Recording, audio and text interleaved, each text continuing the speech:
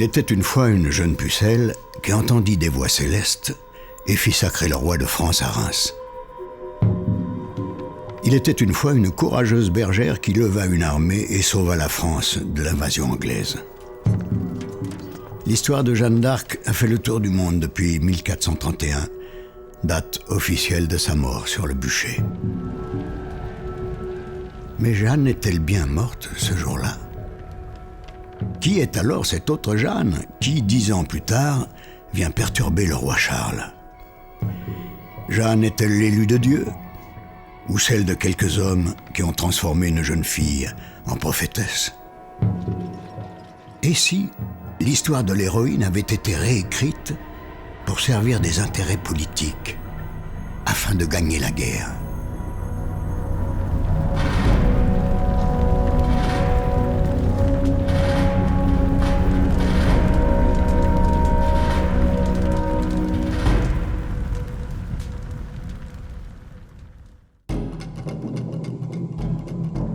Personne ne sait à quoi elle ressemblait, car il n'existe aucun portrait d'elle. Et pourtant, Jeanne d'Arc est devenue l'un des personnages historiques les plus représentés au monde. En 5 siècles, elle a inspiré plus de 20 000 livres, autant de thèses, mais aussi de fantasmes et d'idéologies contradictoires. Comment s'y retrouver dans un océan d'archives où les témoignages se croisent sans se ressembler? Et à son époque déjà, les récits divergent. Alors, qui croire?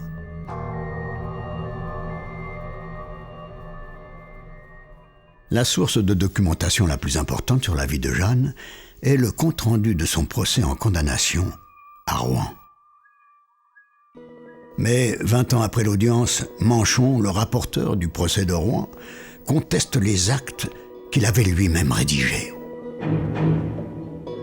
Le témoin déclare que le prétendu procès originellement rédigé en français fut avec peu de fidélité traduit en latin, tronqué de plusieurs déclarations favorables à la dite Jeanne, pourvu d'adjonctions mensongères de nature à aggraver son fait, qu'il apparaît des prémices que le prétendu procès est en plusieurs de ses parties mensonger, vicié, corrompu, faussement et mensongèrement transcrit, qu'on ne lui doit accorder aucune créance.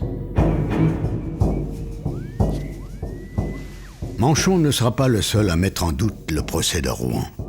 Les voisins de Jeanne, ses amis, compagnons d'armes, certains juges et même le bourreau, tous vont témoigner devant le cardinal d'Estouville lors d'un procès en réhabilitation ordonné par le roi, 20 ans après la mort de la pucelle. Pendant 6 ans, le cardinal consigne les récits de 114 témoins qui ont approché Jeanne. Toutes ces dépositions, qui glorifient la pucelle, sont relues à leurs auteurs par d'Estouville, à haute voix. Dans sa jeunesse, le témoin a connu Jeannette, dite la pucelle. Elle était de Domrémy, ses parents étaient les époux Jacques d'Arc et Zabillet, braves cultivateurs et vrais catholiques, bonne réputation. Le témoin dit aussi que Jeanne était très pieuse et avait grand pitié des temps de massacre. Elle ne jurait jamais, et le témoin, selon ses dires, était très enflammé par ses paroles. Jeanne lui semblait être envoyée par Dieu. Les témoins insistent sur le fait que Jeanne est une bergère. Le témoin déclare qu'il a vu plusieurs fois Jeanne la pucelle. Dans sa jeunesse, il a été à la charrue avec elle, pour son père, et au pâturage avec elle et les autres filles. Elle s'occupait, comme toutes les autres filles, garder de temps en temps les bêtes de son père. Et pourtant, au procès de Rouen, Jeanne précise plusieurs fois qu'elle n'a jamais gardé d'animaux. Alors, qui croire?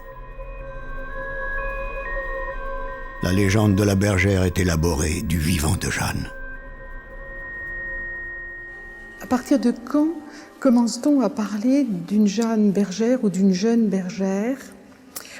Dès la fin du printemps et au début de l'été 1429, presque au moment de la délivrance d'Orléans. Là, elle a rassemblé les moutons, elle a rassemblé les chiens de berger et elle a sauvé la ville. Et on commence à parler d'une bergère. Une image biblique de Jeanne d'Arc, protectrice de la population.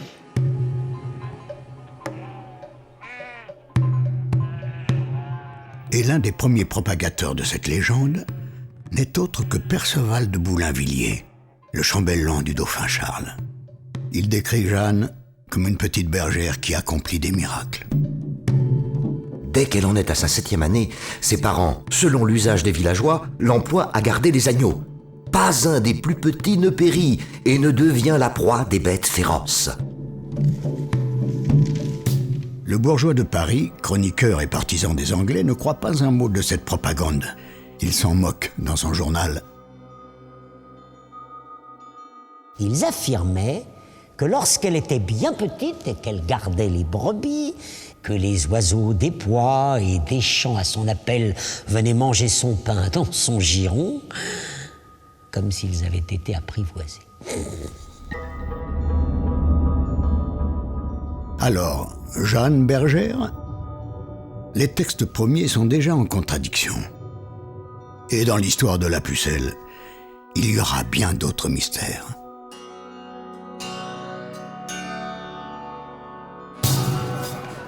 Pendant la guerre de Cent Ans, les Français s'entre-déchirent. Après la défaite d'Azincourt, la reine Isabeau a signé le traité de Troyes en 1420, par lequel le roi d'Angleterre doit régner désormais sur la France. Le pays se retrouve divisé en 3 parties. Le nord et l'Aquitaine, occupés par les Anglais, le duché de Bourgogne, allié des Anglais. Les Armagnacs, eux, dans leur fief, au sud de la Loire, résistent aux côtés du dauphin Charles.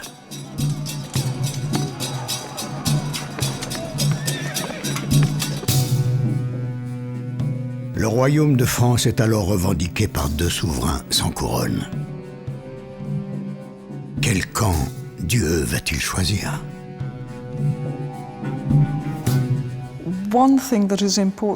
Il faut avoir en mémoire que pendant la guerre de Cent Ans, les Anglais comme les Français croyaient que Dieu était de leur côté. Et en général, on considérait que la victoire en était la meilleure des preuves.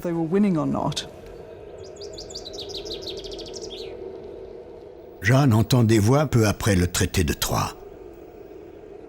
Son village, Domrémy, à la frontière des terres ennemies, n'est pas épargné par la guerre. C'est donc une région où la guerre civile et la guerre étrangère sont extrêmement présentes. Et durant l'enfance de Jeanne, elle verra brûler ou piller son village 2 fois. C'est là une des raisons du choc et de la venue de l'ange. La voix céleste est ainsi décrite par Perceval de Boulainvilliers, chambellan du dauphin, dans un courrier diplomatique au duc de Milan.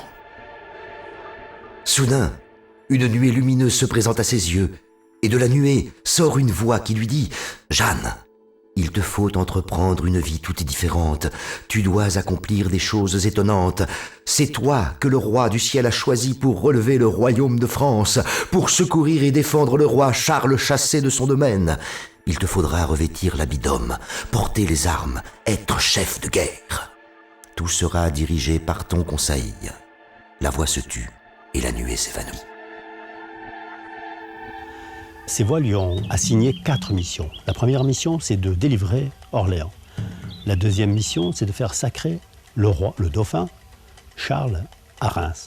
La troisième mission, c'est de reconquérir Paris. Et la quatrième mission, c'est d'aller délivrer Charles d'Orléans, le poète, qui est prisonnier à Londres depuis la bataille d'Azincourt en 1415.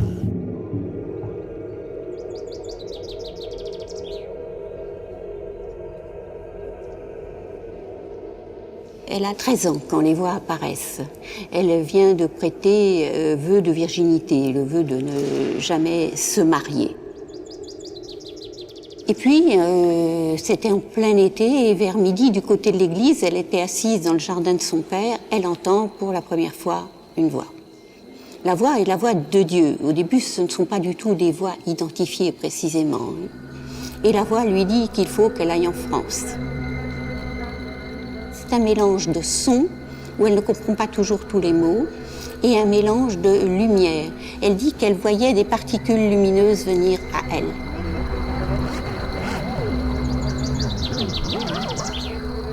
Ça peut ressembler à une hallucination visuelle et auditive, si vous voulez, mais ça peut aussi être la voix de Dieu. En tout cas, Jeanne croit que c'est la voix de Dieu. Elle se fera tuer pour ça. Donc ça n'a pas d'importance que ce soit la voix de Dieu ou que cela ne le soit pas, puisque ça fonctionne comme si ça l'était et que tout le monde y a cru.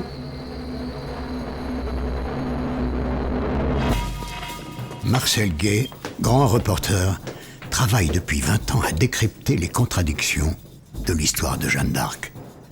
Il enquête sur le terrain avec des méthodes de journaliste d'investigation. C'est une astuce extraordinaire pour laisser croire qu'elle vient de la part de Dieu, que tous ses actes sont commandés par Dieu. Et c'est la raison pour laquelle, d'ailleurs, elle fiche une trouille pas possible à tous les Anglais qui viennent combattre d'elle, puisqu'elle est du côté de Dieu, ça veut dire qu'eux sont du côté du diable, du mal. On lui demande si ces voix, elles savent parler français. Jeanne dit, elles parlent très bien français, puisqu'elles sont du parti français. Mais est-ce qu'elles ont des cheveux? Mais Jeanne dit, oui, elles ont des cheveux. Et est-ce qu'elles sont bien habillées? Est-ce qu'elles sont toutes nues? Pas toutes nues? Ben, oui, elles ont des belles robes. Elles ont une apparence humaine, c'est pas simplement des voix. Elles sentent bon, elles ont des cheveux. Saint-Michel est habillé en chevalier. C'est pas simplement des voix, ce sont des hommes, des femmes qui vraisemblablement sont autour de Jeanne, qui la conseillent depuis son plus jeune âge et qui la suivent durant toute son épopée. Ces voix, moi je pense que ce sont de nobles dames qui ont pour mission de guider Jeanne dans tout ce qu'elle fait, dans ses combats, dans les réponses qu'elle doit apporter à ses juges à Rouen, et qui vraisemblablement lui seront d'un très grand secours, puisqu'elles lui ont promis, les voix lui ont promis, qu'elle serait sauvée. La ferveur religieuse et le mysticisme règnent dans ce royaume dévasté.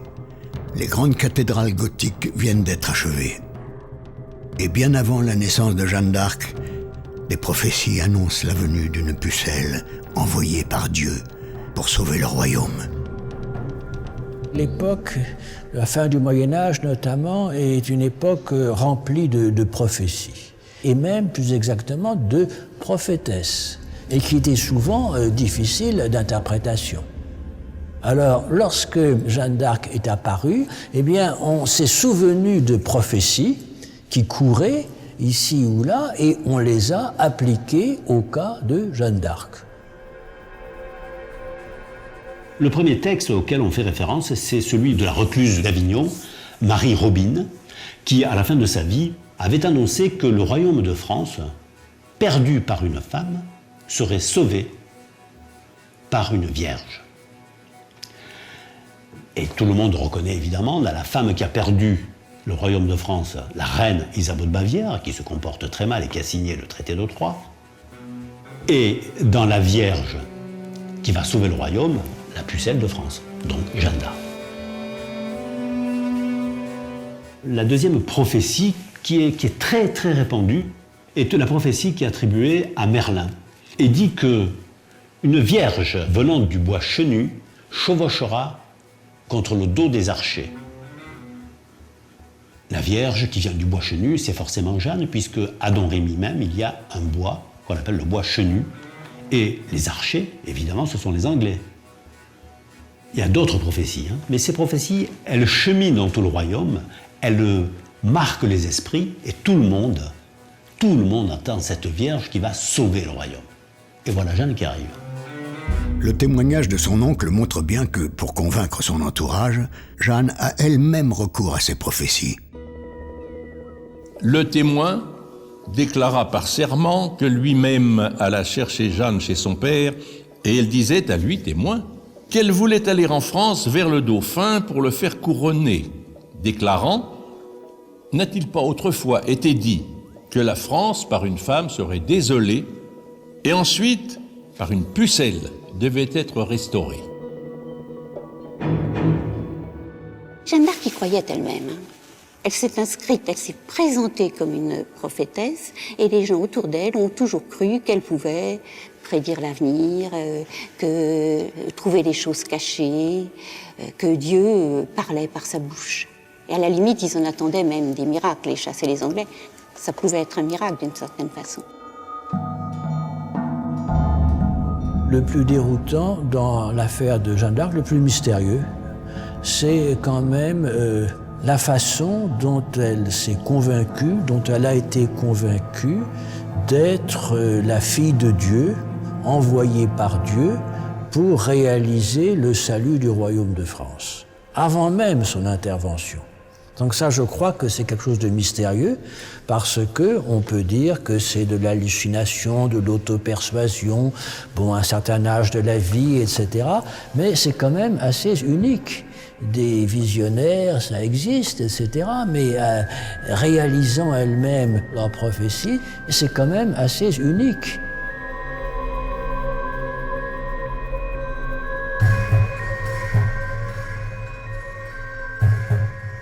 Et dès cette époque, certains pensent que l'accomplissement de cette prophétie n'est qu'une mise en scène bien orchestrée par des nobles français. 25 ans après la mort de Jeanne, le pape lui-même s'interroge.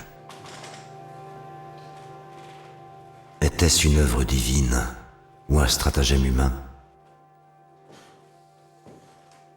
Il me serait difficile de l'affirmer.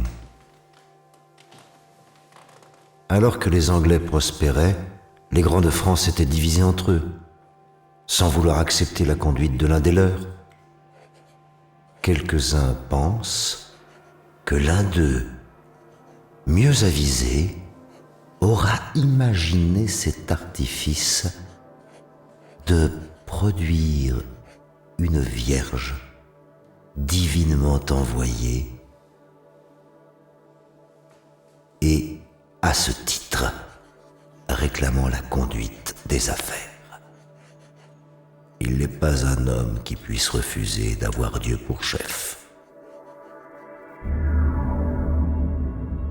Les ennemis bourguignons n'ont aucun doute sur le stratagème.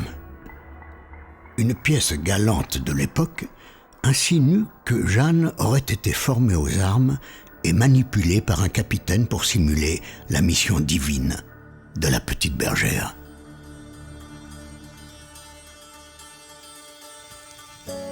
L'on m'a dit, pour chose certaine, que comme un page, elle servit en sa jeunesse un capitaine où l'art de porter harnais, elle vit. Et quand jeunesse le ravit et lui voulut son savoir montrer, conseil eut qu'elle se mit à harnais et lance porter. Puis force, avisant la manière qu'à Orléans elle viendrait, comme une simple bergère, elle écouterait et répondrait. Et comment son enseigne rendrait au roi et à son parlement par lequel on verrait qu'elle vint divinement.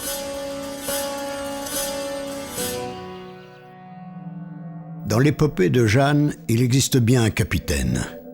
C'est Robert de Baudricourt, responsable militaire du roi de France dans la région.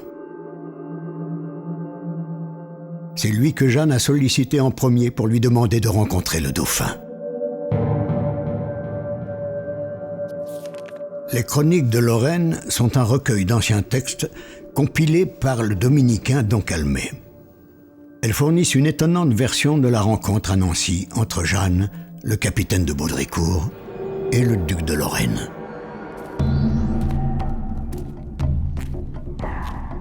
Quand il vint avec la fille à Nancy, le dit Baudricourt la présenta au duc, en lui disant comment elle désirait d'aller voir le roi Charles pour le remettre sur le trône de France et en chasser les Anglais. « Monseigneur, je vous promets qu'il me tarde beaucoup d'y aller. » « Comment, dit le duc, mais tu ne portas jamais arme, ni à cheval ne fus. » La fille répondit que quand elle aurait une armure et un cheval, je monterai dessus et on verra bien si je sais le guider. Le duc lui donna une armure et un cheval et la fit armer. Et en présence de tous, sans mettre le pied en l'étrier, elle se rua sur la selle.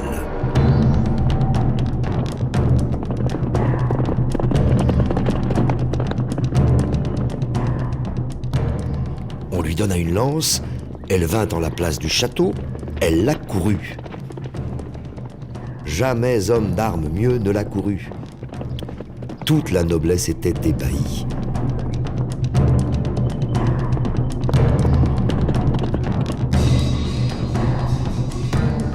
Alors on se demande comment elle s'est entraînée, donc les contemporains ont eu deux explications, comme toujours. La première explication, eh bien, Dieu lui a donné cette grâce de se tenir à cheval comme une chevalière, si vous voulez, comme une écuyère. Donc il y a un côté miraculeux. Dieu lui a donné cette force puisque Jeanne d'Arc, c'est l'instrument de la Providence. Et puis l'autre explication, l'explication des Bourguignons en particulier, c'est pas étonnant parce que Jeanne d'Arc aurait été programmée, formée, mise en scène, instruite pour remplir un certain rôle.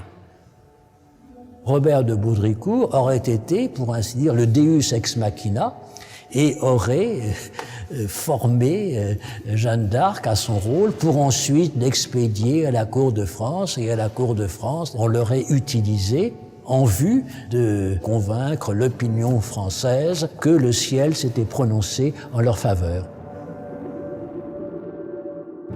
Une telle formation militaire réclame des années. Or, la plupart des historiens estiment que Jeanne n'a que 16 ans lorsqu'elle convainc le capitaine de Baudricourt de l'aider dans sa mission. L'âge de la pucelle reste un des grands mystères de l'histoire. Nous n'avons pas de documents précis qui attestent de la naissance de Jeanne. Il n'y avait évidemment pas d'état civil.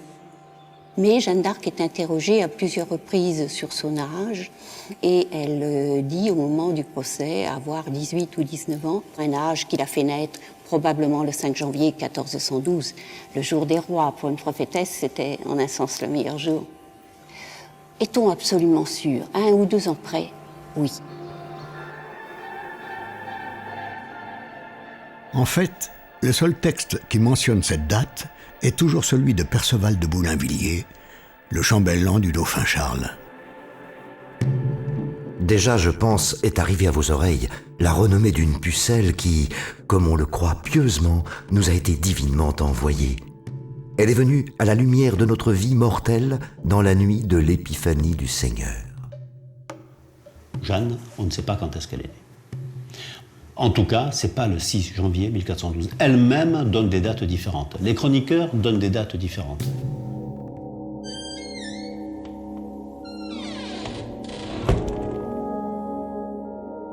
Mais un événement de sa vie, rarement cité, pourrait nous renseigner. Jeanne a été fiancée.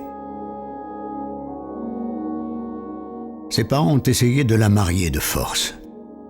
Ayant fait vœu de chasteté, elle est conduit le jeune homme qui lui intente alors un procès. Jeanne comparaît et se défend seule devant l'officialité de Toul en 1428. Et elle gagne.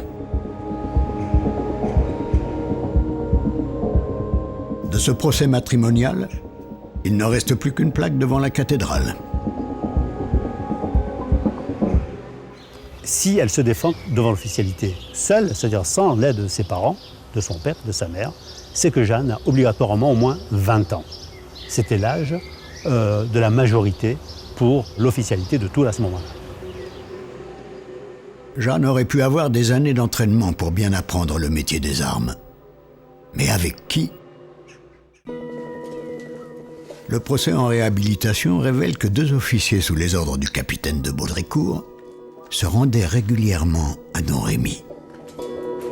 Le témoin déclare par serment... Bertrand de Poulengy est un noble, il est chevalier, il est au service de Robert de Baudricourt. Bertrand de Metz, c'est un officier très proche de Bertrand de Poulengy, ils font équipe. Ils sont allés très souvent à Domrémy, nous le révèlent dans leurs témoignages. Son père était Jacques d'Arc de ce village. Il ignore le nom de sa mère, mais il est allé plusieurs fois dans leur maison et sait que c'était de bons laboureurs. Et on peut se demander, on peut se poser la question de savoir ce qu'ils allaient faire aussi fréquemment à Domrémy, où ils connaissent le Jacques d'Arc, mais ils ne connaissent pas la mère. Ce qui veut dire qu'ils n'allaient pas à la maison, ils allaient ailleurs. Et faire quoi? Dans les archives de Lorraine, on trouve un document étonnant. Le bail de Jacques d'Arc, le père de Jeanne. Ce bail atteste que Jacques d'Arc louait au seigneur local non seulement des terres, mais encore une forteresse, appelée le château de Lille. Mais alors, est-il un humble paysan? Alors ce n'est pas, je suis désolée, une famille très pauvre. C'est une famille aisée du village. Son père est doyen, un peu l'équivalent de maire. Il est en contact avec le capitaine de Vaucouleurs qu'elle ira trouver plus tard, si celui-ci la reconnaît, si elle le reconnaît, c'est qu'ils se connaissent tout simplement. Ce n'est pas une famille du bas de l'échelle, c'est plutôt une des familles les plus riches du village. Si Jacques d'Arc contrôle une forteresse, dans cette région menacée, elle est forcément sous l'autorité du représentant militaire du roi, le capitaine de Baudricourt. Ce sont ces officiers qui achèvent la transformation de Jeanne en homme. Alors Bertrand, le témoin qui parle, et Jean de Metz firent tant avec l'aide des autres gens de Vaucouleurs qu'elle put quitter ses vêtements féminins de couleur rouge. Ils lui firent préparer une tunique et des vêtements d'homme, des éperons, des chausses, une épée et autre chose de semblable, ainsi qu'un cheval.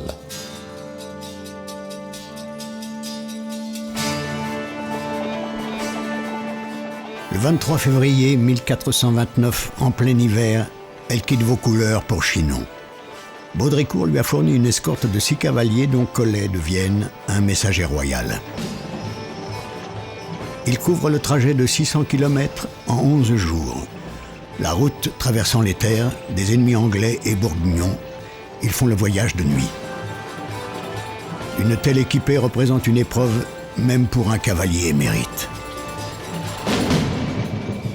Et elle va affronter le péril. Et c'est aussi, quand elle arrivera à Chinon, elle pourra dire « moi je l'ai fait ». C'est déjà une première preuve du soutien de Dieu, qu'elle n'ait pas eu de difficulté, qu'elle ne se soit pas fait tuer.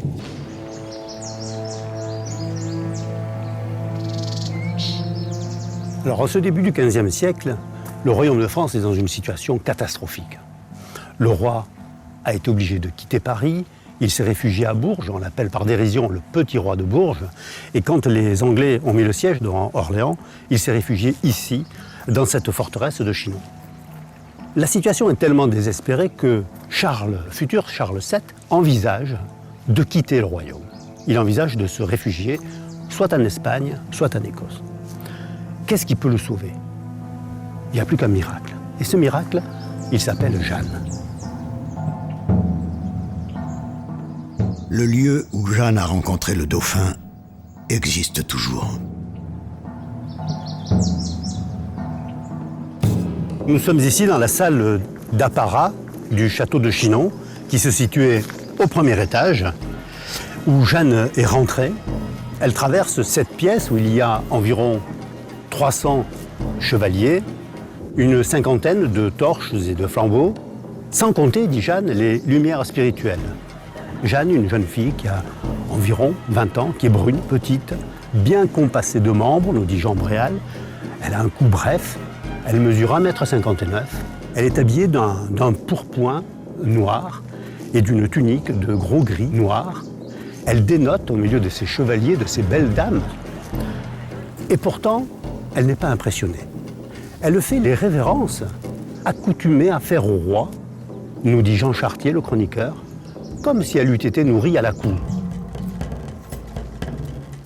Jeanne s'approche, va vers le trône qui était près de la cheminée, et en réalité, le roi a quitté le trône, il s'est caché parmi ses courtisans, et pourtant, Jeanne ne va pas vers l'homme qu'on lui indique, mais se dirige, elle, vers le roi, le vrai roi, et le reconnaît. C'est là l'un des premiers miracles de Jeanne.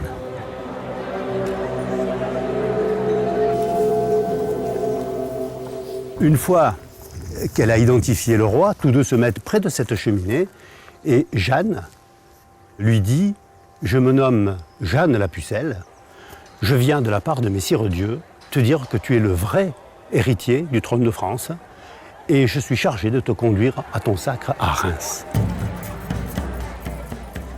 Quand il sort de son entretien avec Jeanne, Charles, souvent décrit comme taciturne et indécis, est transformé.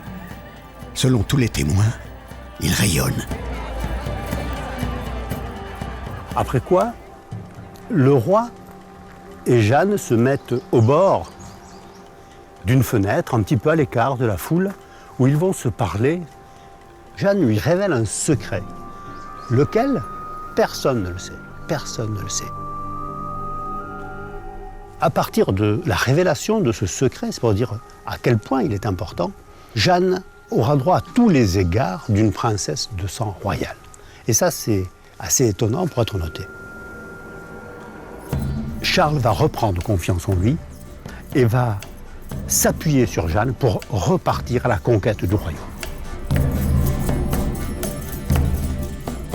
Jeanne est très à l'aise et donne l'impression d'être l'égale des grands de la cour. On lui donne du noble princesse ou noble dame, des termes avec lesquels on ne jouait pas à l'époque.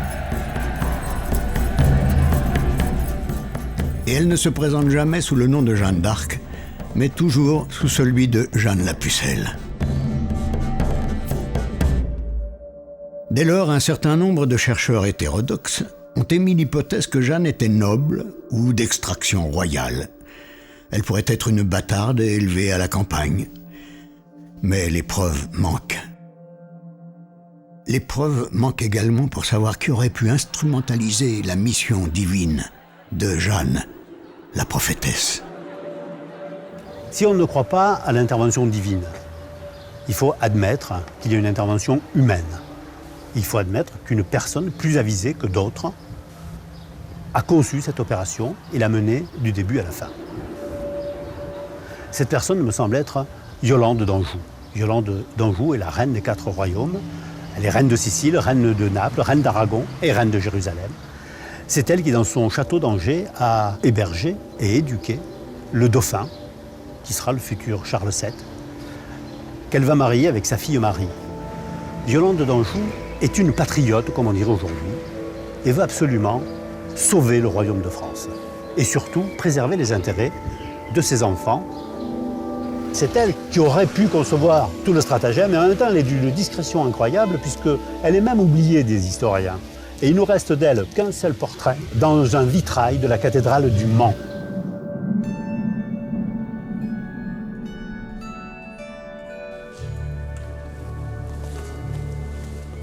S'il n'y a aucune preuve, il y a néanmoins une certitude. C'est Yolande d'Anjou qui supervise le plus important des examens, celui de la virginité de Jeanne, qui garantit qu'elle a consacré son corps à Dieu.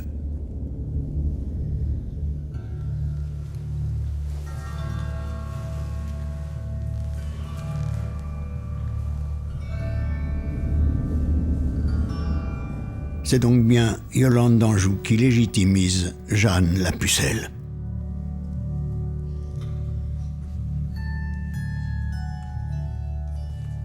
Cette virginité est importante d'abord parce que Jeanne elle-même s'affirme pucelle, donc vierge. C'est sa définition. Parce que les prophètes sont en général vierges. Et les prophéties qui lui sont antérieures parlaient de l'arrivée d'une vierge. Donc pour coller, si vous voulez, au schéma prophétique dont elle s'est servie, il fallait absolument qu'elle soit vierge. Et puis ça correspond de sa part à un choix personnel.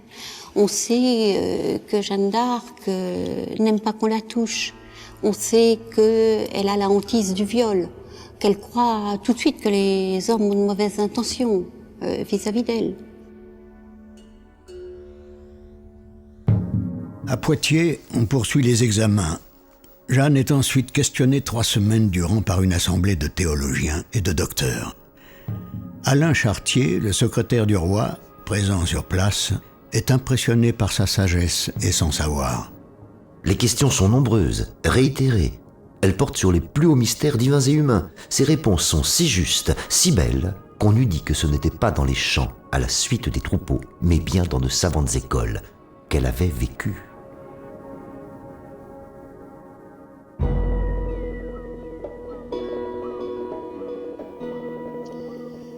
Le témoin lui demanda quelle langue parlait sa voix. « Une langue meilleure que la vôtre, lui répondit-elle. Le témoin parle limousin. » Il lui demanda encore si elle croyait en Dieu. « Oui, certes, répondit-elle, et mieux que vous. » Ce qui paraît un peu singulier dans cette histoire, c'est que Jeanne va s'exprimer dans un français de France particulièrement pur. Elle est comprise immédiatement du roi et des courtisans, ce qui veut dire qu'elle parle français. Alors c'est étonnant, puisque la province d'où elle vient, le Barrois, on parle une espèce de patois, un français qui n'est pas compréhensible au-delà de 50 ou de 100 km de Domrémy et de Vaucouleurs. Ce qui veut dire que lorsque Jeanne vient voir le roi, elle a appris le français, forcément.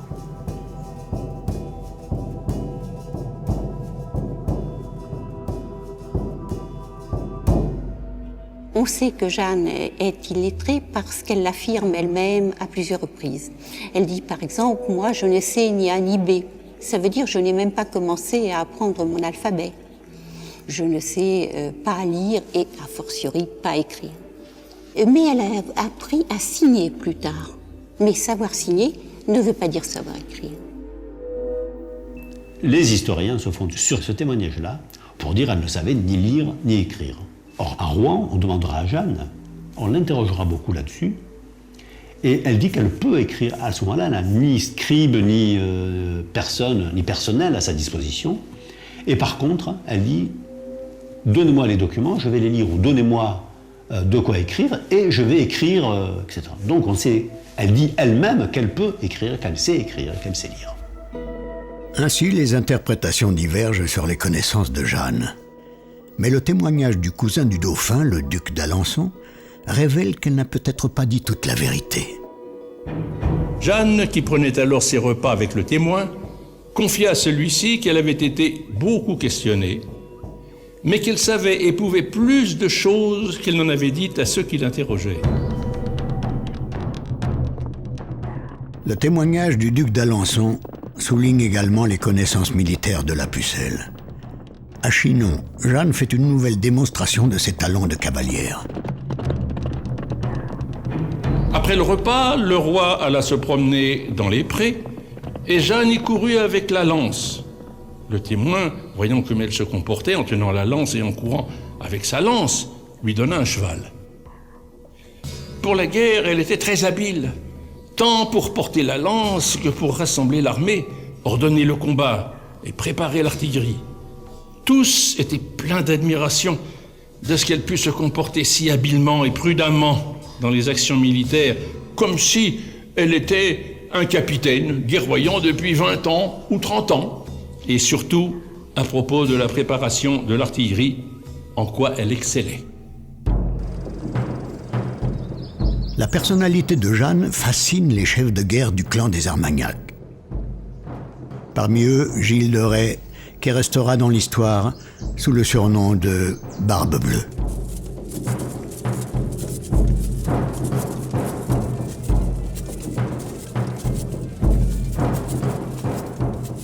Quand elle arrive auprès du roi, il y a des gens qui sont là, qui font la guerre, et qui font la guerre depuis des années, pour certains d'entre eux. Et ces gens-là sont, on pourrait dire, finalement les pires. C'est-à-dire que ce sont les plus violents, les plus rapaces, les plus féroces, les plus cruels. C'est grâce à ça que Charles VII a gagné. Et Charles VII, probablement, est largement à la hauteur de tous ces gens-là. Le fameux La Hire, par exemple, un des premiers faits d'armes auxquels il participe, c'est la prise d'un château où on le lui reprend, et avant de partir, il égorge les 25 prisonniers, histoire de laisser personne derrière lui. Enfin, c'est des gens que le fait de tuer leur prochain n'inquiète pas du tout. Malgré tous les témoignages qui lui attribuent pages, héros et écuyers, le rôle militaire de Jeanne n'est pas précisé.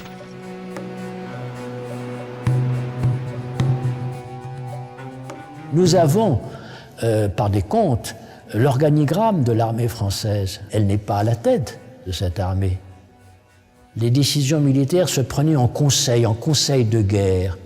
Et on a l'impression que Jeanne d'Arc, le plus souvent, était tenue à l'écart de ce conseil de guerre. Alors elle pouvait intervenir en raison de son immense popularité, mais elle n'était pas chef de guerre.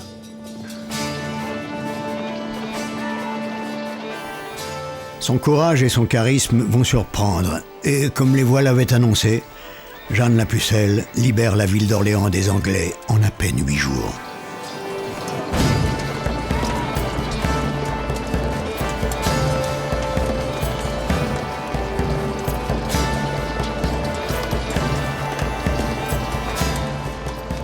Mais ce miracle arrive bien à point. Les Anglais ont à ce moment de graves dissensions avec leurs alliés bourguignons. on s'aperçoit qu'il y a aussi des considérations économiques. Le duc de Bourgogne exige pour payer ses hommes qu'on lui donne Orléans. Finalement, le duc de Bedford, le régent anglais, ne veut pas de cette solution, ce qui fait que le duc de Bourgogne fait retirer ses troupes, et voici que d'un seul coup, les troupes françaises sont plus nombreuses que les troupes anglaises. Le duc de Bedford a écrit qu'il y avait 2 raisons qui avaient fait d'Orléans un échec. Il a dit que le siège d'Orléans avait été entrepris sous le conseil de Dieu sait qui. Puis il a fait des commentaires sur l'effet négatif de Jeanne sur ses troupes, qu'elle avait terrorisées. En d'autres termes, c'est la peur de Jeanne qui a causé la défaite.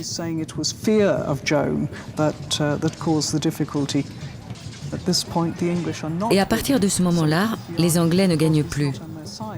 Par superstition, la population dans son ensemble a commencé à croire que Dieu s'était détourné des Anglais.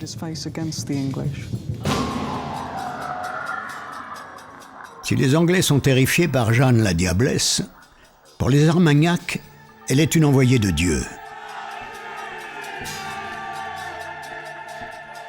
Et dès la victoire d'Orléans, les poèmes épiques commencent à propager la légende de la pucelle.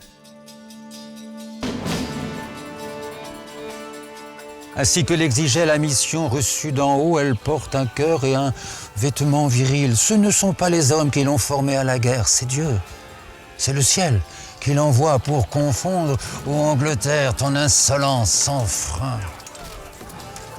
Pareil désastre si soudain frappe de terreur ceux qui gardent les autres forts. Ils n'attendent pas un nouvel assaut, fuyant honteusement, ils abandonnent toute leur position à la pucelle victorieuse, forte de la pluie du ciel.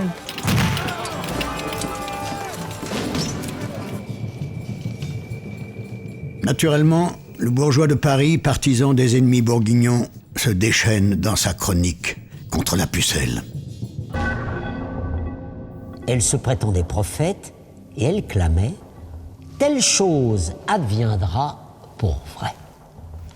Tous les jours, elle chevauchait avec le roi, avec grande foison de gendarmes, sans aucune femme, vêtue, chaussée, armée à la guise des hommes, un gros bâton dans sa main. Et quand un de ces gens se méprenait, elle l'en frappait à grands coups, à la manière d'une femme très cruelle. Grâce au procès en réhabilitation qu'instruit le cardinal d'Estouville, les témoignages recueillis nous font entrer dans l'intimité de Jeanne pendant cette campagne. Car toujours la nuit, elle avait une femme couchant avec elle si elle pouvait en trouver une. Et si elle ne pouvait pas en trouver, lors de la guerre ou en campagne, elle couchait tout habillée. Jeanne couchait toujours avec des filles jeunes et ne voulait pas coucher avec des femmes âgées. Dit encore plus qu'il a ouï dire par plusieurs femmes qui ont vu la dite pucelle par plusieurs fois nue et connu ses secrets, qu'elle n'avait jamais eu la secrète maladie des femmes et que jamais nul n'en put rien connaître. On sait aussi qu'elle est à peu près imperméable à la fatigue, qu'elle ne mange pratiquement pas, qu'elle n'a pas de règles comme beaucoup de sportifs des Jeux Olympiques actuels. Ce n'est pas le corps ordinaire des femmes qui va donner des enfants, qui va être fragile et maternel. C'est un peu un corps à part, qui échappera aux blessures, qui sera peut-être immortel. Rien ne semble devoir arrêter la pucelle. Derrière son étendard, les Armagnacs s'emparent de Beaugency, Main, Souly-sur-Loire. À Patay, ils défont l'armée anglaise. Puis Gien, Auxerre, Troyes tombent à leur tour. Sous l'impulsion de Jeanne, l'armée reprend ce que les Anglais avaient mis des années à conquérir. Reims capitule le 16 juillet 1429. Le lendemain, à la hâte, pour ne pas s'éterniser en territoire menacé, Jeanne fait sacrer Charles VII en la cathédrale. Grâce à l'onction avec le Saint-Crème de Clovis, Charles est désormais reconnu par tous comme roi de France, désigné par Dieu. Reims était depuis longtemps le lieu de couronnement des rois de France. À Reims se trouvait l'huile sainte qui avait été utilisée non seulement pour le couronnement de Clovis, mais également pour son baptême, sa christianisation. Et donc, pour légitimer ce roi de France, il fallait l'onction avec le Saint-Crème. Souvenez-vous que les Anglais se disaient alors être les rois légitimes de France et d'Angleterre. Le sacre de Charles VII est le triomphe de Jeanne et de ses voies divines. Elle a réalisé la deuxième prophétie. Elle a inversé le cours d'une guerre qui durait depuis près de 100 ans. Mais pour le roi, l'heure est au pragmatisme. Il tente de négocier avec les Bourguignons une trêve que Jeanne dénonce.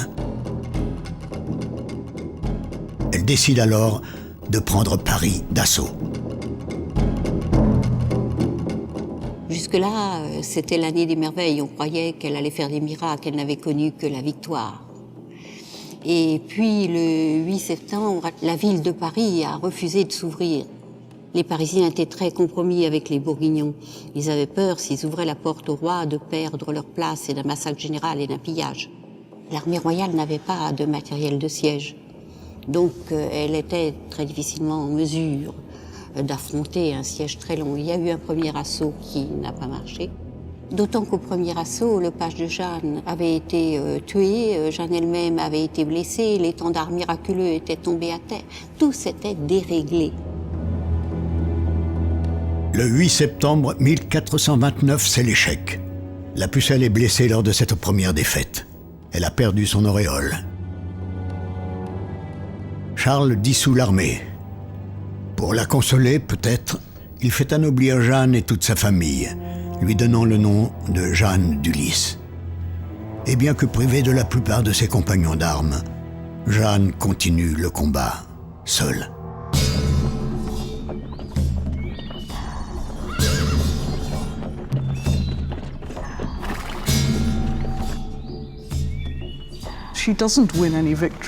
Elle ne remporte aucune victoire quand elle est seule. Elle est aussi blessée à au moins 2 reprises, plus qu'on aurait pu l'imaginer. Et ce sont toujours des blessures faites à distance, par des arcs. Voilà pourquoi je me demande si Jeanne était vraiment une combattante, au même titre que les autres gens présents avec elle, ou si elle était un emblème et donc assez vulnérable. Nous savons que Charles lui avait attribué un immense garde du corps, donc je crois que nous devrions vraiment revoir notre façon de considérer le rôle de Jeanne en tant que combattante. L'épopée s'arrête brusquement à Compiègne au printemps 1430. Jeanne est désarçonnée et est faite prisonnière. Elle est vendue 200 livres au comte Jean de Luxembourg, un allié des Bourguignons et des Anglais. Jean Germain, l'évêque de Nevers, raconte comment Jeanne est humiliée devant le duc de Bourgogne.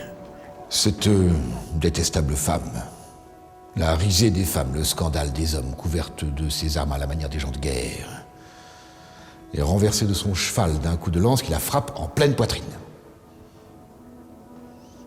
Ses artifices disparaissent, ses sortilèges s'évanouissent. Elle cherche à se dissimuler par la diversité de ses maintiens. Elle est reconnue, elle est prise, elle est amenée au prince, dépouillée de sa trompeuse armure. Son sexe montre bien que c'est à tort qu'elle feint d'être un homme. Débarrassée de la pression de l'armure, ses seins retombent. Il montre qu'elle est apte aux soins de la maternité. Quoique, à sa tenue et à l'insolence de son langage, on eût pu la prendre pour un homme.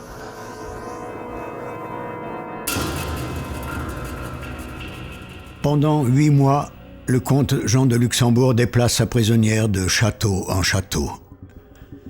Finalement, il revend Jeanne aux Anglais pour la somme de 10 000 livres.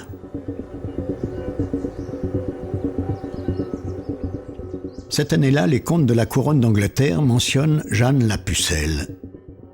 Ils révèlent que le duc de Bedford, régent anglais du royaume de France, envoie une escorte considérable pour la conduire à Rouen, où le très jeune roi d'Angleterre, Henri VI, se trouve déjà.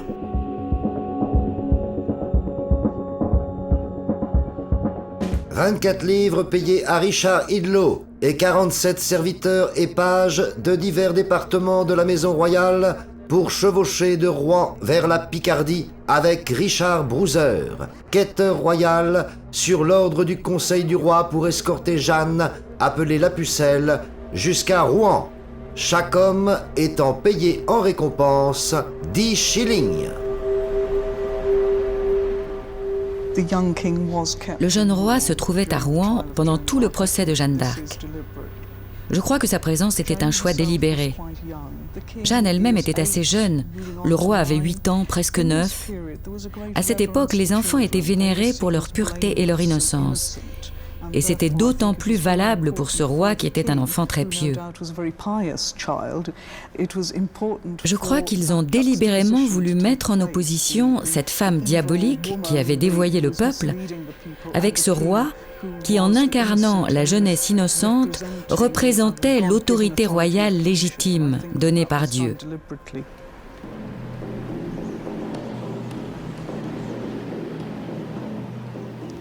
Jeanne arrive à Rouen le 23 décembre 1430 et elle est immédiatement jetée en prison au château de Bouvreuil, château royal de Bouvreuil, et non pas, comme l'aurait voulu la logique, dans une prison ecclésiastique, puisqu'elle est poursuivie en matière de foi, elle est poursuivie pour hérésie. Devant 95 théologiens, l'évêque Pierre Cochon ouvre le procès de Jeanne pour hérésie et sorcellerie. Les juges reprochent à la Pucelle de s'habiller en homme et de pratiquer l'idolâtrie, ce qui permet aux bourgeois de Paris de s'indigner de plus belle contre l'insolence de l'accusé. Tous éprouvèrent une grande horreur quand ils ouïrent raconter les grandes erreurs qu'elle avait commises contre la foi et qu'elle persistait encore, car on avait beau lui démontrer ses grands maléfices et ses égarements, elle ne s'en effrayait pas. Elle ne s'en ébahissait pas.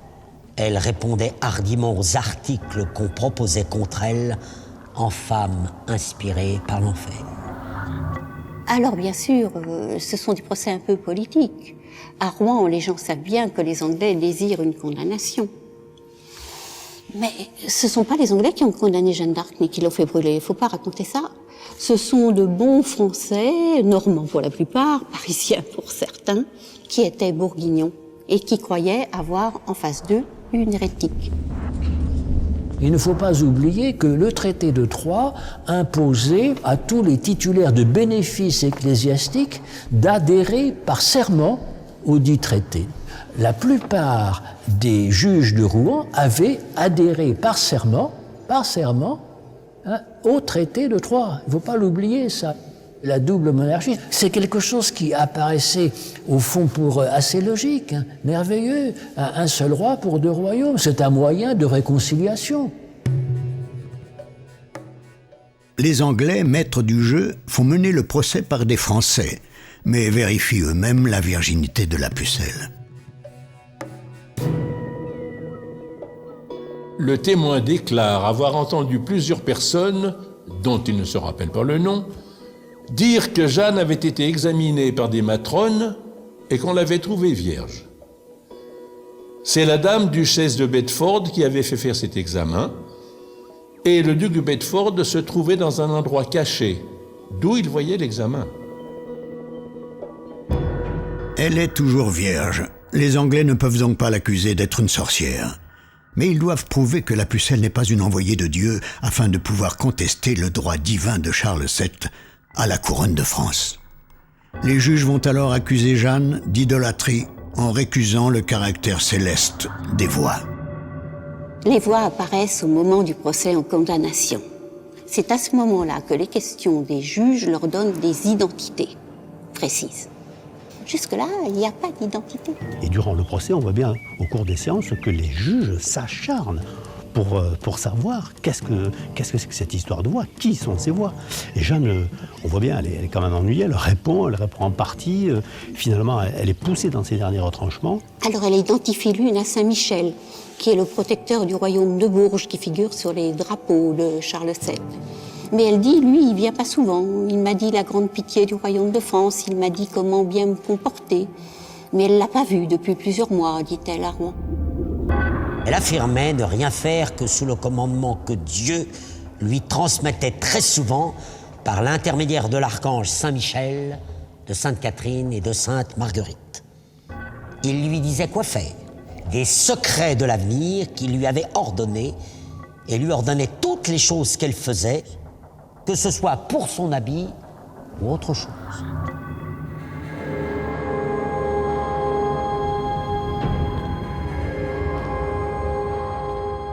Dans la prison à Rouen, elle est capable de faire venir les voix. Elle a maîtrisé en quelque sorte le processus. On sait du coup très bien comment ça se produit.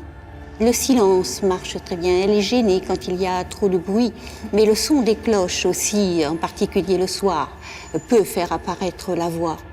Il faut prier, et c'est à ce moment-là que la voix apparaît ou n'apparaît pas. La voix n'est quand même pas automatique, ça ne marche pas à tous les coups. On s'aperçoit aussi que derrière les rideaux, les tentures de la salle dans laquelle ont lieu un certain nombre d'audiences, qu'il y a des gens qui se promènent et qui soufflent des réponses à Jeanne. Et Jeanne dit « Mais de la place où je suis, je n'ai pas très bien entendu ma voix. » Ou elle diffère ces réponses. « Attendez que je consulte mes voix et je vous le dirai. » Ce qui veut dire que les voix sont dans son environnement immédiat. À l'intérieur de sa prison, les voix continuent de soutenir Jeanne. Et au dehors, Jeanne n'est pas complètement abandonnée. Gilles de Rais harcèle les Anglais dans la région. Une partie de ses compagnons ont mené campagne autour de Louviers pour délivrer Jeanne. Cela n'a pas marché, ça n'a peut-être pas paru à l'entourage du roi utile de faire massacrer des soldats français, alors qu'on était déjà en pleine discussion, sans doute, avec les Bourguignons. Il ne s'agissait pas d'aggraver peut-être la situation dans les pourparlers entre le roi de France et le duc de Bourgogne.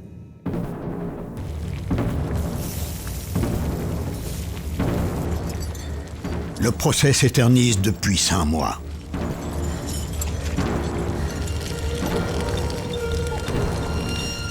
L'évêque Cochon oblige alors Jeanne à signer l'acte d'abjuration de ses fautes. Elle se soumet à l'Église et promet de ne plus s'habiller en homme, sinon elle sera mise à mort.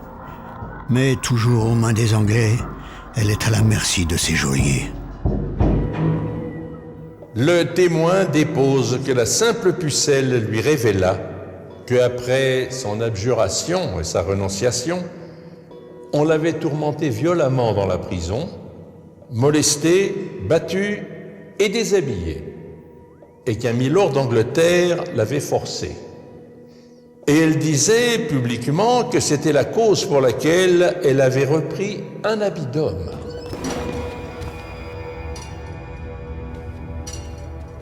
Se posent donc plusieurs questions.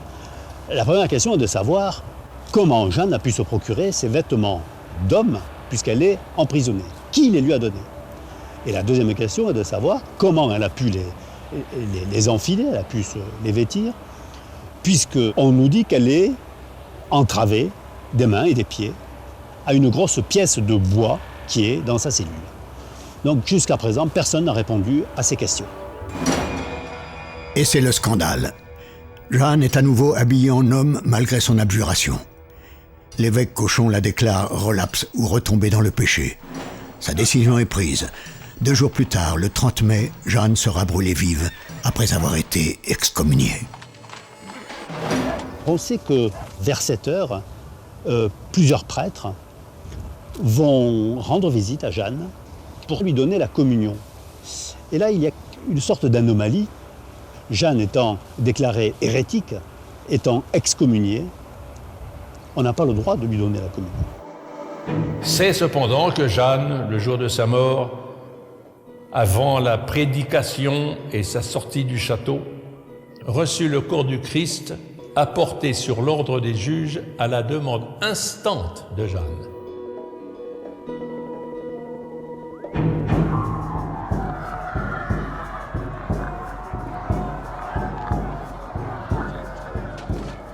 Alors là, il y a un certain nombre d'anomalies, d'incompréhensions. On ne sait pas à quel moment Jeanne va monter sur le bûcher à quel moment elle va être attachée. Là, les détails nous manquent et on s'aperçoit qu'il y a, c'est très flou dans les témoignages, qui ne coïncident pas les uns avec les autres. Elle fut menée au vieux marché, et à côté d'elle était le dit frère Martin, et celui qui parle, accompagné de plus de 800 hommes de guerre ayant haches et glaives. 800 hommes? Pourquoi une telle armée? Pour éloigner le peuple? Perceval de Cagny, le secrétaire du duc d'Alençon, a des informateurs sur place. Dans sa chronique, il révèle un étrange détail. La pucelle fut amenée, le visage embronché, du château au lieu où le feu était prêt. Certaines choses furent lues en la dite place, et après, elle fut liée au poteau et brûlée. Embronché signifie en vieux français recouvert. Par quoi son visage était-il recouvert? La chronique du greffier du Parlement de Paris apporte un autre témoignage. La condamnée aurait été couverte d'une mitre. En la mitre qu'elle avait sur la tête étaient inscrits les mots qui suivent: hérétique, relapse, apostate, idolâtre. Autre anomalie mentionnée dans le procès en réhabilitation. Le bourreau se plaint de ne pouvoir abréger les souffrances de la pucelle. La suppliciée est inaccessible parce que le bûcher est trop élevé. Le témoin dit et dépose que le bourreau, après la combustion, disait que jamais n'avait tant craint à faire l'exécution d'aucun criminel, comme il avait eu la combustion de la pucelle pour la cruelle manière de la lier et afficher. Car les Anglais firent faire un haut échafaud de plâtre, et ainsi que rapportait le dit exécuteur, ils ne pouvaient pas bonnement l'expédier, ne pouvant l'atteindre. De quoi il était fort mari. Le bourgeois de Paris se réjouit de pouvoir enfin annoncer la mort de la pucelle. Elle fut bientôt morte, et sa robe toute brûlée. Puis le feu fut ensuite retiré, et tout le peuple la vit toute nue, avec tout ce qui peut et doit caractériser une femme, pour enlever tout doute au peuple. Quand ils l'eurent contemplée à leur gré, toute morte attachée au poteau, le bourreau ralluma un grand feu sur sa pauvre charogne, qui fut promptement consumée, et ses os et sa chair furent réduits en cendres. Il y en avait ici et là qui disaient qu'elle était martyre et mourait pour son droit, Seigneur. Les autres disaient que non, que l'on avait mal fait de la garder si longtemps. Ainsi parlait le peuple. 20 ans plus tard, alors que la guerre civile entre les Armagnacs et les Bourguignons est terminée, plusieurs des juges qui ont condamné Jeanne comme hérétique vont témoigner en sa faveur lors du procès en réhabilitation. Mais n'en rajoutent-ils pas un peu pour mieux faire oublier leur ancienne collaboration? Jeanne, à grande dévotion, demanda à avoir la croix. Et ce, entendant, un Anglais qui était là, présent, en fit une petite de bois du bout d'un bâton qui lui bailla, et elle, dévotement, la reçut et la baisa, en faisant piteuse lamentation et reconnaissance à Dieu, notre Rédempteur. Elle mit cette croix en son sein, entre sa chair et ses vêtements. Et sans aucune forme ou signe de jugement, ils l'envoyèrent au feu en disant au maître d'œuvre « Fais ton office !» Et ainsi, elle fut menée et attachée. Et en continuant les louanges et lamentations dévotes envers Dieu et ses saints, jusqu'au dernier mot en trépassant, elle cria à haute voix « Jésus !» Cette fin héroïque va devenir légendaire. Et pourtant, en cette année 1431, aucune chronique anglaise ne mentionne l'exécution de la pucelle. Comment expliquer un tel silence chez les vainqueurs? Bien d'autres questions demeurent. Pourquoi 800 hommes d'armes pour tenir la foule à l'écart? Pourquoi aurait-on dissimulé le visage de la condamnée? Pourquoi un bûcher trop élevé qui la rend inaccessible?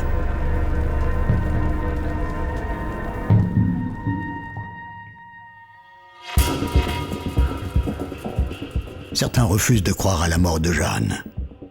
Et 5 ans plus tard, alors que les Armagnacs et les Bourguignons sont à peine réconciliés, une étonnante rumeur se propage. La pucelle est de retour. En ce temps, fut une très grande nouvelle de la pucelle.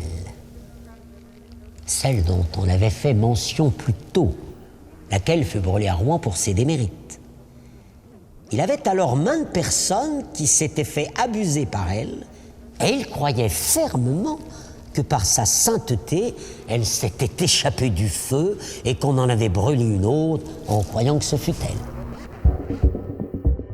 Près de la ville de Metz, une jeune femme, une certaine Claude, se présente comme Jeanne la Pucelle ayant échappé au bûcher de Rouen. De nombreux documents historiques attestent de cette réapparition. Le premier témoignage connu est celui du doyen de Saint-Thibault, juge ecclésiastique à Metz. Voici l'histoire de celle que les historiens ont appelée la fausse Jeanne. L'an 1436.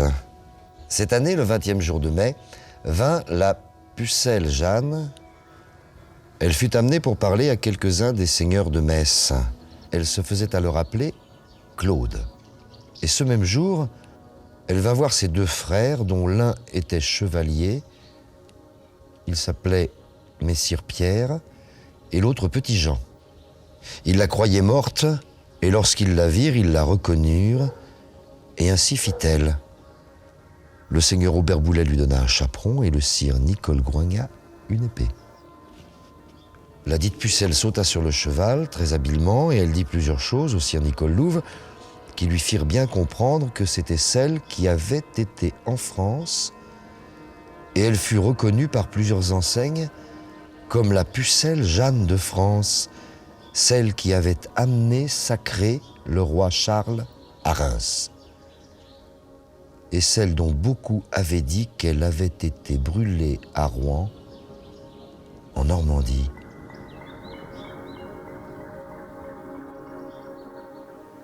Tous, y compris les 2 frères, vont la reconnaître. Ce qui veut dire que physiquement, elle a le même aspect. Comment, au XVe siècle, on peut savoir que l'on ressemble à quelqu'un? Il n'y a pas de photo, il n'y a pas de télévision. Or, cette personne qui arrive à la Grange aux Ormes a les mêmes qualités physiques que Jeanne, la pucelle de France. Elle a les mêmes qualités de cavalière, elle monte très habilement, elle saute sur un cheval, elle sait manier l'épée. S'il s'agissait d'une usurpatrice, évidemment, ça poserait quand même des questions. Ça veut dire que tous les gens qui sont autour d'elle sont abusés. Or, on n'imagine pas que les 2 propres frères de Jeanne qui l'ont accompagnée, qui ont vécu à Domrémy avec elle, on voit mal comment ils pourraient être abusés par une usurpatrice. C'est une preuve de sa popularité persistante. Cette réapparition de Jeanne d'Arc, elle s'explique par ce malaise profond des Français face à cette fin qui était considérée, dans la perspective du temps, comme lamentable et ignominieuse. Alors elle a été reconnue, du reste, c'est ça ce qui est un petit peu bizarre, dérangeant, inquiétant, par les propres frères de Jeanne d'Arc, qui, bon, sont des choses qui arrivent, qui peut-être, enfin c'est l'hypothèse qu'on avance, estimaient que, après tout, si Jeanne d'Arc réapparaissait, il pourrait y avoir un profit pour eux, n'est-ce pas? Mais après que ses frères l'eurent amenée, elle revint pendant les fêtes de la Pentecôte en la ville de Marville, et elle y resta environ 3 semaines. Quand elle voulut partir, plusieurs de Metz allèrent la voir à Marville et lui donnèrent plusieurs joyaux, et reconnurent qu'elle était vraiment Jeanne la Pucelle de France. Geoffroy d'Aix lui donna un cheval, puis elle s'en alla à Arlon, une ville qui est dans le duché de Luxembourg.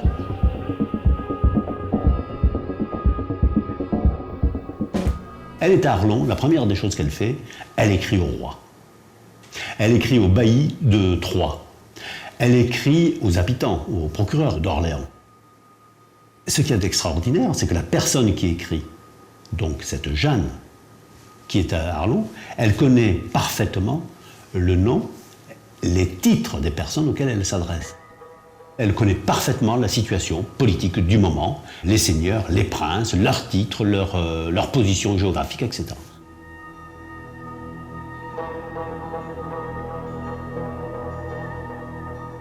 L'information est véhiculée à travers tout le royaume, notamment par les deux frères qui vont à Orléans et qui annoncent la nouvelle.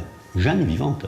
Et on ne l'appelle pas Claude, on l'appelle bien Jeanne, la pucelle de France. Comment le sait-on? On le sait parce qu'il existe des documents où l'on peut voir pour l'année 1436, dans les comptes de la forteresse d'Orléans, le passage de l'un des deux frères qui annonce la nouvelle. Il annonce que Jeanne, la pucelle, est réapparue. La ville d'Orléans est très intriguée par cette personne qui se fait passer pour Jeanne d'Arc, ou qui est Jeanne d'Arc, et ils envoient leur héros à la cour de Bourgogne, et il la rejoint à Arlon. Et on n'a pas le résultat. Il ne revient pas en disant « c'est elle, je l'ai vue ». À cette date, la chronique du doyen de Saint-Thibault la situe à Cologne.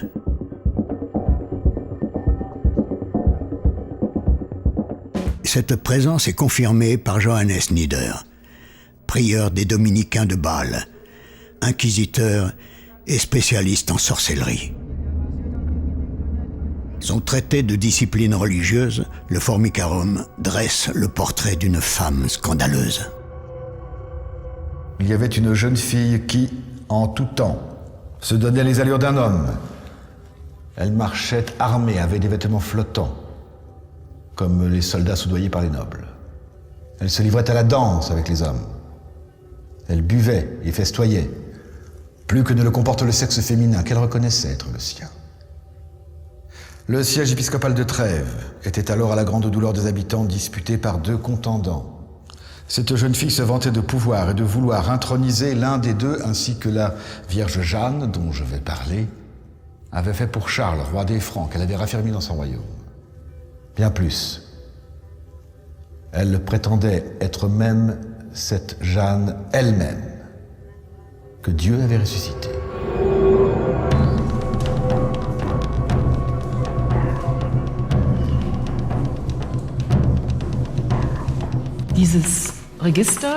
Ceci est un registre de sauf-conduit du XVe siècle de la ville de Cologne, dans lequel les noms des voyageurs sont inscrits.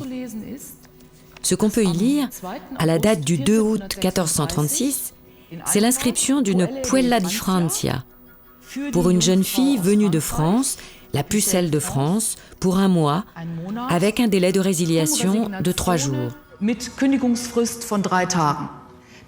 Le nom, et c'est inhabituel, n'est pas connu. Elle a dû se rendre à Cologne avec le nom de Pucelle de France, ou alors la jeune fille de France. Il n'y a pas d'autre nom. Il semble que cette jeune fille a été mêlée à des tractations politiques entre le comte de Wiernambourg et le candidat à l'élection au Conseil de Trèves nommé Ulrich von Mangerscheid. Manifestement, on a essayé d'utiliser une jeune fille du nom de Pucelle de France comme soutien politique pour aider son parti à gagner.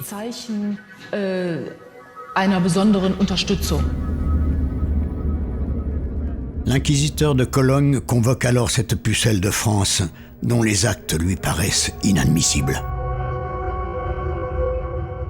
Elle accomplissait en présence des nobles plusieurs choses extraordinaires qui s'apparentaient de la magie. L'inquisiteur lui envoya une citation et lui intima publiquement l'ordre d'avoir à se soumettre à un sérieux examen. On racontait qu'elle avait, en présence de tous, déchiré une grande nappe et qu'elle l'avait, sous les yeux de tous, remise en son état premier.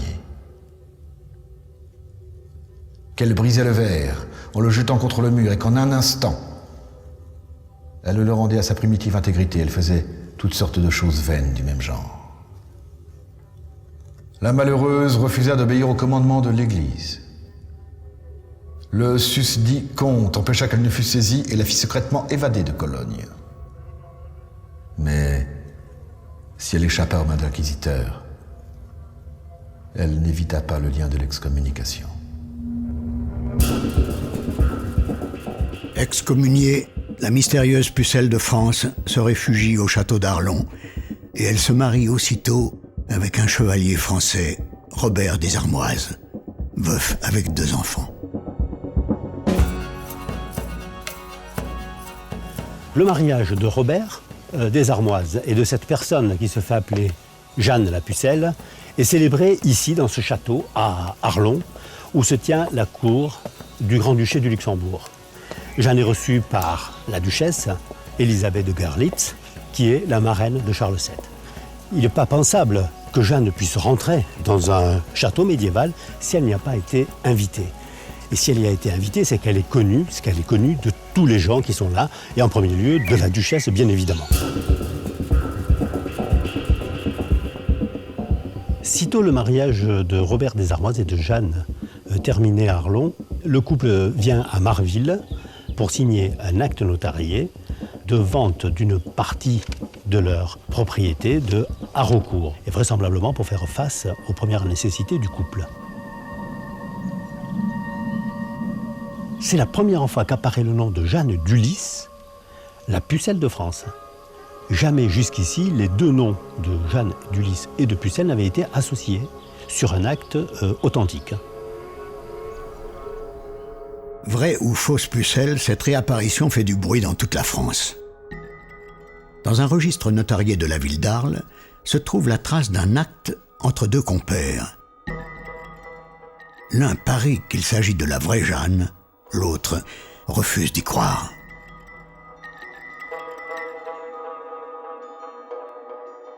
Le mystère gagne même les pays voisins. Et cette même année, 1436, le roi d'Espagne reçoit une lettre de demande d'aide militaire émanant d'une certaine pucelle de France qui combat les Anglais à La Rochelle. À la cour, le connétable montrait sa signature au grand d'Espagne, comme si c'eût été une relique très vénérable, car comme il était hardi et de grand cœur, il aimait ceux qu'il était aussi. Et pour cette raison, il était très intéressé par les prouesses de la pucelle. Et c'est à cause de cela que le connétable décida avec le roi qu'on envoie à la pucelle une flotte telle qu'elle et le roi de France puissent en être bien secourus.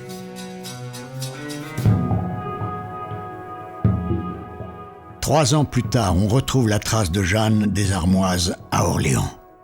Les comtes de la ville montrent qu'elle reçoit un accueil très chaleureux.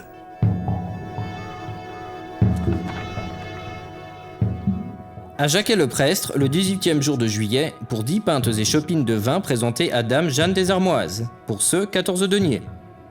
À lui, le 29e jour de juillet, pour 10 pintes et chopines de vin présentées à Madame Jeanne, pour ce 14 deniers. Elle va passer à Orléans. Et Orléans, on va la recevoir comme une princesse, comme quelqu'un qui a sauvé la ville. On lui voue un culte extraordinaire et elle revient. Elle est invitée à dîner par la municipalité. La foule l'acclame, une foule dont on ne sait pas combien de personnes elle représente. Et cette femme disparaît au cours, ne termine pas le repas. Audit Jacquet, pour 8 pintes de vin dispensées à un souper où étaient Jean le Billier et Thévenon de Bourges, pour que celui-ci soit présenté à la dite Jeanne, laquelle partit plus tôt que le vin fut arrivé. Le conseil municipal va lui offrir une somme colossale de 210 livres pour le bien qu'elle a fait à la ville durant le siège. Tous les Orléanais, tous les procureurs d'Orléans reconnaissent la dame des Armoises comme étant Jeanne, la pucelle de France. À Jeanne d'Armoise, pour don à elle fait, le 1er jour d'août, par délibération, faite avec le conseil de la ville, et pour le bien qu'elle a fait à ladite ville durant le siège. Cette personne, je vois pas quel intérêt elle aurait à se faire passer pour la pucelle de France qui a été brûlée. C'est pas pour 3 pintes de vin qu'on va lui offrir, et même peut-être pour ces 210 livres tournois dont elle va bénéficier à la ville d'Orléans, parce que le risque à côté, c'était quand même de finir ses jours dans un bûcher très rapidement.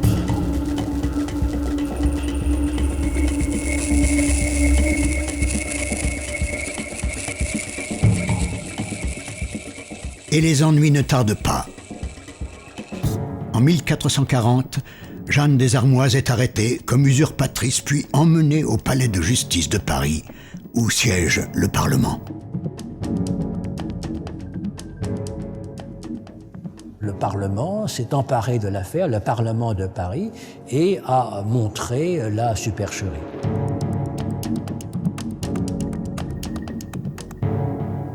Les gendarmes amenèrent une femme, laquelle avait été très honorablement reçue à Orléans, et quand elle fut près de Paris, la même grande erreur de croire fermement que c'était la pucelle recommença.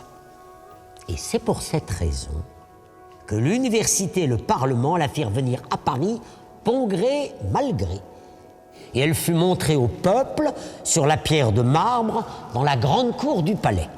Et là, elle fut prêchée de sa vie et fut traitée dans tous ses états, et elle dit qu'elle n'était pas pucelle et qu'elle avait été mariée à un chevalier dont elle avait eu 2 fils. Jeanne des Armoises est alors relaxée, mais elle va se faire beaucoup plus discrète.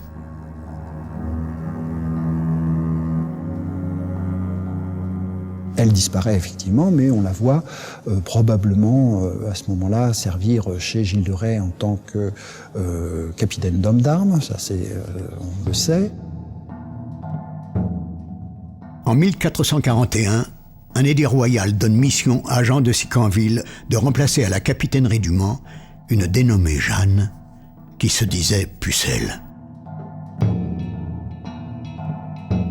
Charles, par la grâce de Dieu, roi de France, savoir faisons à tous présents et à venir que nous avons reçu l'humble supplication de Jean de Sicanville, écuyer du pays de Gascogne, contenant que, pendant 2 ans environ, feu Gilles de Rais, en son vivant notre conseiller et maréchal de France, sous lequel le dit suppliant était, avait dit à ce dernier qu'il voulait aller au Mans, et qu'il prit la charge et gouvernement des gens de guerre, qu'avait alors une appelée Jeanne qui se disait pucelle, en lui promettant que s'il se rendait au Mans, il en serait capitaine.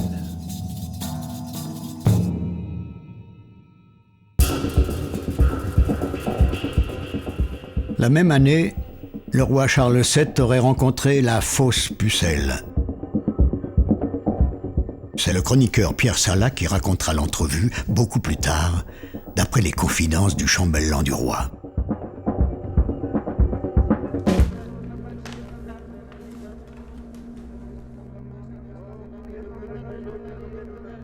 Le dit seigneur me conta que 10 ans après fut amenée au roi une fausse pucelle.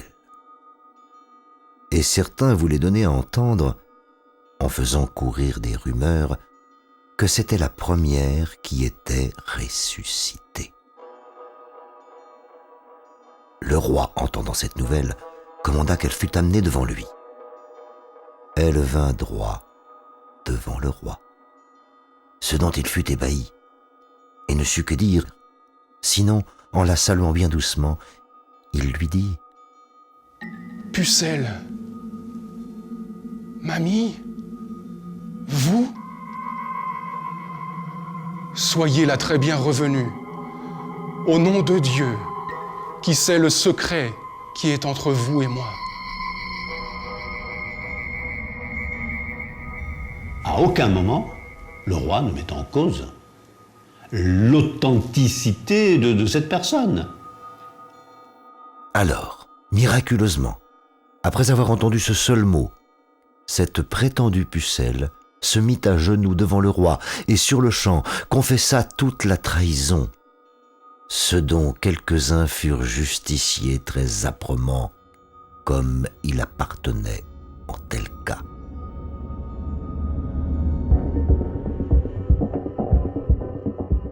Confesse-t-elle son imposture ? Qui sont ceux que le roi juge responsables et qu'il punit si âprement? Aucun document ne permet de le savoir.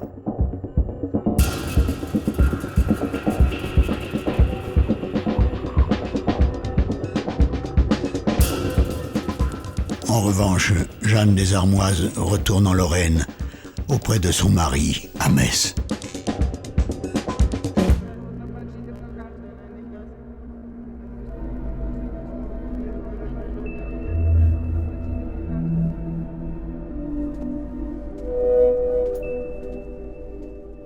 Voilà une porte en bois qui date de la fin du Moyen-Âge. La partie inférieure est décorée de 2 médaillons qui ont été sculptés dans le bois, des médaillons en profil. Cette porte proviendrait d'un immeuble situé aujourd'hui place Jeanne d'Arc à Metz et qui était l'immeuble dans lequel vivaient au XVe siècle Jeanne et Robert des Armoises.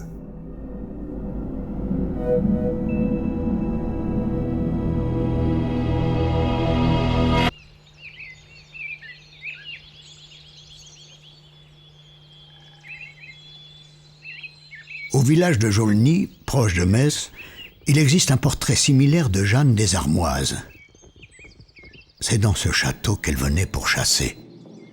La tradition orale du village a fait de Jeanne des Armoises une habitante du village à la fin du XVe siècle. Alors nous avons ici les fameux portraits de Jaulny, Jeanne des Armoises et son mari Robert des Armoises, portrait redécouvert en 1871 par l'arrière-arrière-grand-père de l'actuel propriétaire du château.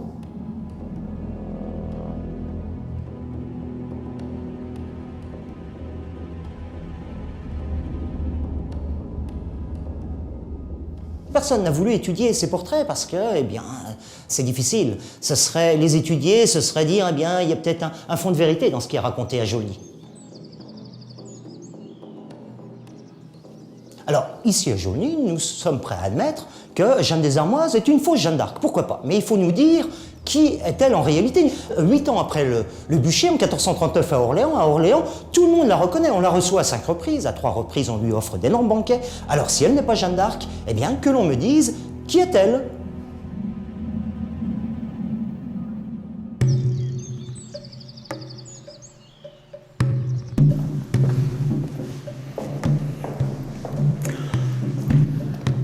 Là, regardez, il me semble qu'on est Seigneur des Armoises, non? Seigneur des Armoises. Mais on le voit à plusieurs places. Là, on voit, ça apparaît nettement, des armoises. C'est une tombe d'enfant, ça. Oui. C'est pas marqué, hein? Si, là, mais... Ces pierres tombales attestent donc de la présence de la famille des Armoises. Et il y a les armoiries des personnes qui sont ensevelies, et ici, les inscriptions nous indiquent que Sigy Renée, qui est l'épouse de Louis des Armoises, qui fut Auxy à Nancy, et il était seigneur d'Autray.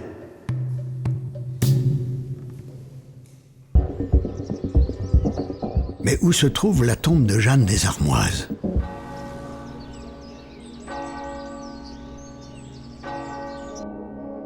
Les anciens de la région racontent que sa dépouille aurait été enterrée à quelques kilomètres de là, sous le chœur de l'église de Puligny-sur-Madon, comme l'indiquait autrefois une plaque. Il ne nous reste malheureusement que cette moulure dans laquelle se trouvait la fameuse pierre, le marbre qui précisait que Jeanne reposait là, fameux marbre qui aurait disparu dans les années 1909, juste avant la canonisation. Même ma grand-mère a lu le texte. Beaucoup d'anciens étaient formels et disaient qu'ils l'avaient lu. C'est pour ça que je n'ai aucun doute là-dessus. Nos anciens ont vu cette pierre. Ça, c'est sûr. Sur cette pierre était précisé « Sigy, haute et honorée dame, dame Jeanne d'Ulysse, la pucelle de France, dame de Tichémont, qui fut femme de notre noble messire Robert des Armoises, chevalier, seigneur du dit lieu, laquelle trépassa l'an 1449, 4e jour de mai. Dieu et son âme. Amen.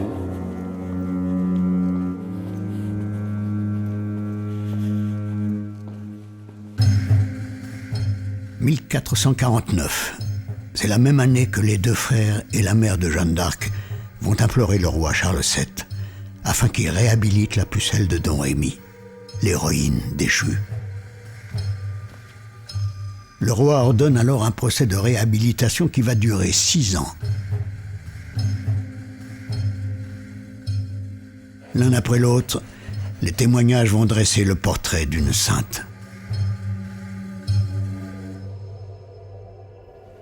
Ce qui est intéressant dans ce procès en réhabilitation, c'est que tant de gens disent la même chose, comme si on avait fabriqué leur témoignage. Elle allait souvent à l'église et aux lieux saints. Cela la gênait d'entendre les gens lui dire qu'elle était trop dévote.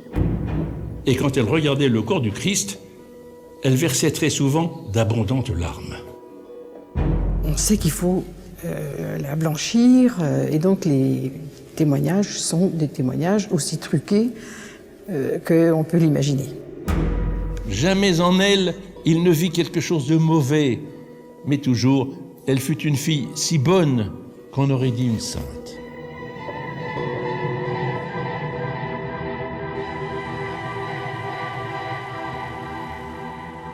Mais l'Église va avoir 5 siècles de doute sur la femme qu'elle a condamnée.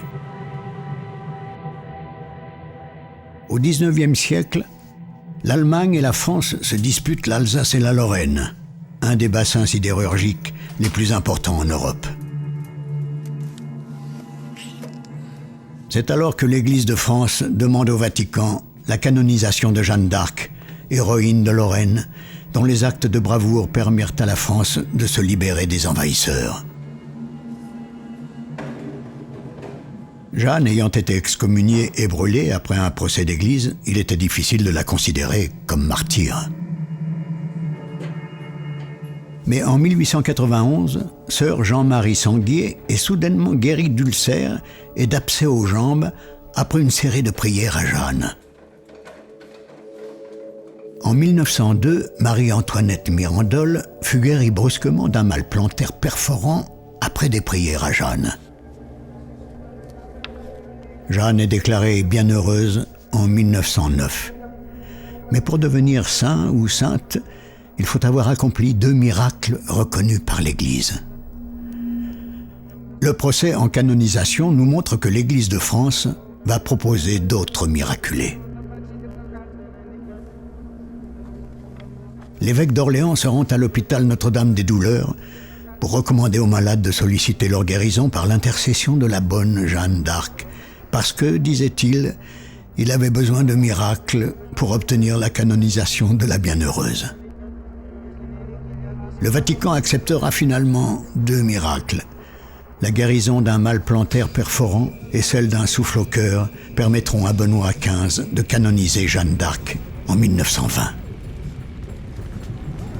Et qu'elle soit sainte, envoyée de Dieu ou vierge manipulée par les hommes, brûlée vive ou échappée du bûcher, vraie Jeanne ou fausse Jeanne, la lumière montre l'ombre et la vérité le mystère.